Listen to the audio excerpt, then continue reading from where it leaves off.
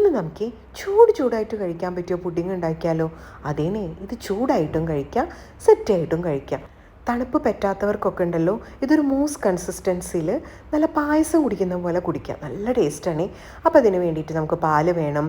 പാലിലേക്ക് cornflour, cocoa powder, പിന്നെ cornflour, പിന്നെ ഷുഗർ, ഇതെല്ലാം ഇട്ട് നന്നായിട്ട് മിക്സ് ചെയ്ത് ഒന്ന് ചൂടായിട്ട് വരുമ്പോൾ കോമ്പൗണ്ട് ചോക്ലേറ്റിൻ്റെ പീസുകളായിട്ട് നമുക്ക് ഇട്ട് കൊടുക്കാം കേട്ടോ ഇതിലേക്ക്. ഈ മടിയും മല ചുമക്കുന്നത് കേട്ടിട്ടില്ലേ? അതാണ് ഇപ്പോൾ ഈ കാണുന്നത്.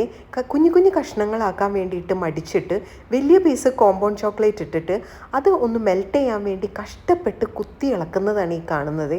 അങ്ങനെ കഷ്ടപ്പെട്ട് ഇളക്കി അത് കഴിയുമ്പോഴത്തേക്കും ഇത് കുറുകി വരും കേട്ടോ.